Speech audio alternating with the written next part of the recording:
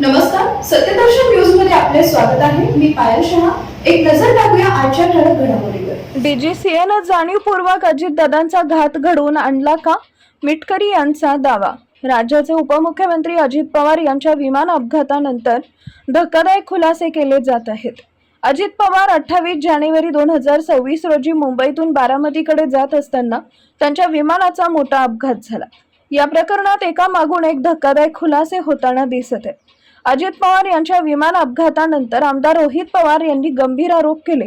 राज्यातील अनेक मोठ्या नेत्यांनी संशय व्यक्त केला।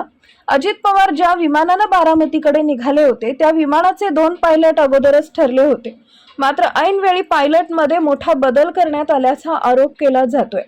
अजित पवार यांच्या 28 जानेवारीच्या विमानासाठी पायलट साहिल मदन आणि यश हे दोघे नियुक्त होते, पण अचानक त्यांच्याऐवजी सुमित कपूर आणि शांभवी पाठक यांना अचानक नियुक्त करण्यात आले। त्यामुळे संशय अधिक वाढल्याचं बघायला मिळते।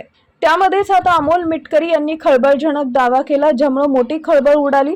डीजीसीएनं जाणीवपूर्वक अजित पवार यांचा घात घडवून आणला का, असा प्रश्नही त्यांनी केला। थोड्या वेळापूर्वी डीजीसीएनी व्हीएसआर कंपनीच्या सदोष यंत्रणेबद्दल त्यांना नोटीस पाठवलेली आहे। त्यांचे हवाई विमानं ते पण रद्द केलेले आहेत।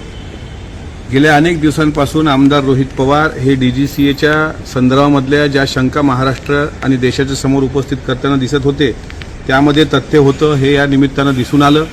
आमचं म्हणणं असं आहे की डीजीसीएला इतक्या दिवसानंतर जाग का आली? नंबर 1, व्हीएसआर कंपनीची विमानं डीजीसीएच्या परवानगीशिवाय उडू शकत नाहीत आणि अजितदादांसारख्या नेत्याच्या विमानाच्या बाबतीत जर इतकी असंवेदनशीलता डीजीसीएला होती तर याचा अर्थ स्पष्ट आहे, अजितदादाच्या घातपातामागे डीजीसीएचाच हात आहे असा आमचा सर्वांचा अंदाज आहे।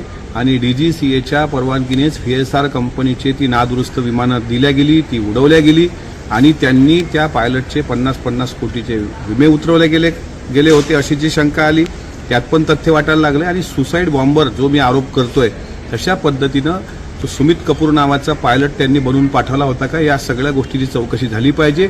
डीजीसीए हीच खरी दादांच्या घातपाताचा मास्टर माइंड आहे। डीजीसीएनी त्यांची चूक व्हीएसआरवर लोटू नये। डीजीसीएचे सर्व अधिकारी सदोष मनुष्यवधाच्या गुन्ह्याखाली त्यांच्यावर कारवाई झाली पाहिजे, ही मागणी राष्ट्रवादी काँग्रेस पक्षाच्या एक सदस्य आणि अजितदादांचा एक कार्यकर्ता या नात्याने मी करतो। मात्र डीजीसीएला महाराष्ट्र काय चीज आहे हे दिसल्याशिवाय राहणार नाही। डीजीसीएच्या अक्षम्य चुका आहेत, त्यांनी त्या चुका व्हीएसआरवर लादल्यात आणि इतक्या उशिरा त्यांनी अहवाल पाठवला त्याबद्दल त्यांचा निषेध करावा तेवढा कमीच आहे।